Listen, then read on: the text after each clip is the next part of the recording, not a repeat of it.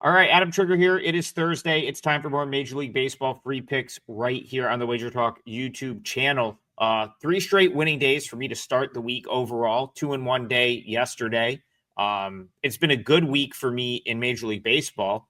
I was 3-0 going into yesterday, but my best bet for Major League Baseball yesterday, which was the client play, lost. And the two plays that we talked about here both won easily. So I suppose if you just watch the video, nice 2-0 in MLB. But for clients, I still went 2-1, even though the Reds lost. I won in KBO and won in AAA. So 3 straight winning days for me on the week. Pretty happy about that. Free plays have been winning. Pretty happy about that. And let's get right into it. Let's try to go 2-0 again today. Talking about 2 of the 6 games. We did the whole slate on total bases this morning. There's only 6 games today, and we talked about all 6 of them. So if you want all of those games, or you want, a more detailed version of these 2, head on over to the WagerTalk YouTube channel and check those out. But the 2 games we're going to talk about here, and I'm going to give free picks on, are Dodgers Pirates and Twins White Sox. So let's start with Dodgers Pirates. We've talked about this game every day of this week so far. On Tuesday, the Pirates was one of my best bets. It won plus 1.5, but we didn't need the plus 1.5. It won easily. Yesterday, Pirates plus 1.5 was a free pick, and that won relatively easily as well. A 3-0 final. Didn't need the 1.5 there. Ironically, today is probably the highest probability game that the Pirates could win if you're just looking at like what the odds are before the game.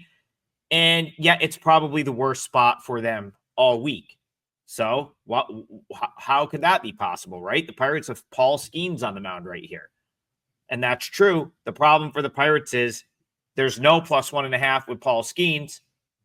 He's a generational talent. You're going to have to pay for that.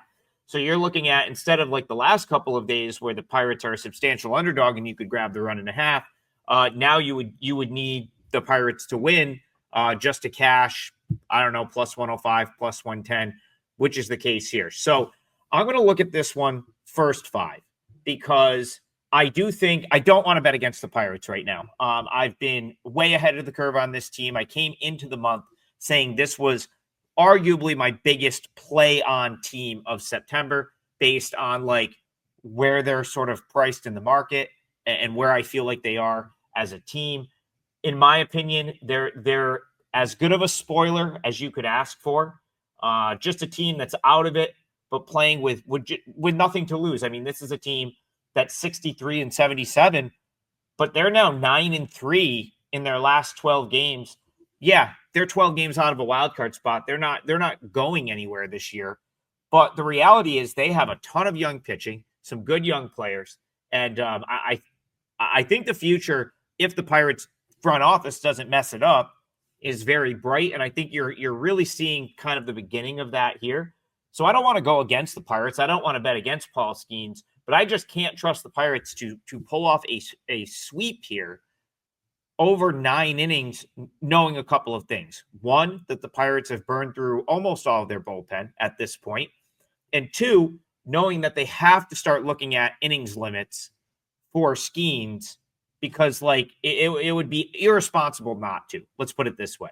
It would be irresponsible to not look at innings for any of these young guys. I think that's why you saw Braxton Ashcraft only go 3 innings in his start yesterday. I just think all of these guys that are the younger sort of, talents of the future for Pittsburgh, Bubba Chandler, Ashcraft, Skeens, they're going to be great when they're out there, but that you have to look at their innings because there's just, you could not possibly risk one of these guys overdoing it in September when it's meaningless and taking an injury into the offseason that could alter next year for them. So that's very important in my opinion. And I think that's how they're going to treat Skeens. So for that reason, I want to look at Pirates' first 5 here. It's about minus 110. And it's that simple. I feel like I get to back the Pirates, a team that I'm high on right now, that's playing great, that I've already made money on over the last couple of days. And I take the bullpen out of it completely. There's no way Skeens, unless he gets blown up, which of course would be a loss at that point, is going to go less than 5 innings here. I think 5 is a good target. I feel like I wouldn't be surprised if he was pulled after 5. I can't see less. I think you're probably looking at 5 or 6 innings, depending on how economical he is with a pitch count. So if I know I'm going to get 5 innings out of Skeens, I'll take that over Blake Snell any day. And I know Snell, when he is fully healthy and he's fully on, you can make the case that he's as good. I don't know if at this point in his career that anyone would say he's better, but I think when Snell is on and he's healthy, you can make the case that he's as good as Skeens or any other pitcher in the league. I just don't know if he's there yet. Remember, this is a guy that really, he gets hurt very, very early in the season, shut it down for a portion of the season, doesn't come back from the IL until August 9th. So he's only had 4 starts back, and he's shown some really good stuff. But then at the other hand, 3 runs over 5 1/3 last time out to the Diamondbacks. The Pirates got him for a couple of runs. He pitched deep into that game. So I just think that, like, right now, if I was going to bet this, which I'm not, I just want to make that clear too. This one I won't bet. But if I was going to, I think I would just sort of continue on with the Pirates, and I would just play Pirates first 5, -110. If it's tied after 5 innings, I get my money back, and at least I get Skeens against Snell, and I still think Skeens is the better of the two. So that's how I would play that game. I don't think I'm going to have anything in Major League Baseball for clients today. So I will promote my 5% NFL play that goes on Sunday. I was the only one to go undefeated. Well, actually, I'm not sure about that, but I was the number 1 person in the NFL preseason on the site. I went 4-0 plus 12 units. It was the best mark on the WagerTalk site. So I really got a spot that I love on Sunday. And I said, you know what? Why not? I had such a good preseason, playing with house money a little bit here. Let's make it a 5%er. I also feel like the spot warrants 5%, and you will see why after you read the write-up, as you get with all of my plays of full analysis. That's up on my page right now, wt.buzz/AT. It's scrolling along the bottom of your screen, and also on the bottom of your screen, you can see that 7-day special, which gets you the NFL and everything else that I have going on. All right, let's talk about one that I'm probably not going to give this out to clients either, just because I don't really consider myself a great totals better. But this would be my favorite angle of the day. So this is one if you had to bet one of the two, I would say this next one would be the one that you want to bet. And that's going to take us to Minneapolis, Chicago White Sox, Minnesota Twins. And I just cannot, for the life of me, understand how the total is only 8.5 in this game. That is crazy to me. I had this up closer to 10, what the total should be. But I do think that you kind of see two teams that are out of it, don't rate out super highly offensively, and maybe like a little bit of a pitcher's park at Target Field, and suddenly you land on 8.5, which I think is great value if you like the over. The White Sox, so first of all, neither bullpen is good. Both bullpens are very used up, so that doesn't help either team. I like the collection of arms the White Sox are sort of building down there, but they've used some of the better ones over the past couple of days. And one thing you have to understand about the White Sox, about Will Venable, he's not really trying to throw guys back-to-back days at this point. He's managing this team. It's a developmental team. He might as well. This is how what Venable is doing with the White Sox right now is how managers manage at AAA. They spread the innings around. They spread the at-bats around. It's more about players developing than it is about winning games or worrying about giving up runs, so on and so forth. So you're not going to see him exert leverage relief arms. It's just going to be whoever needs to pitch on that day.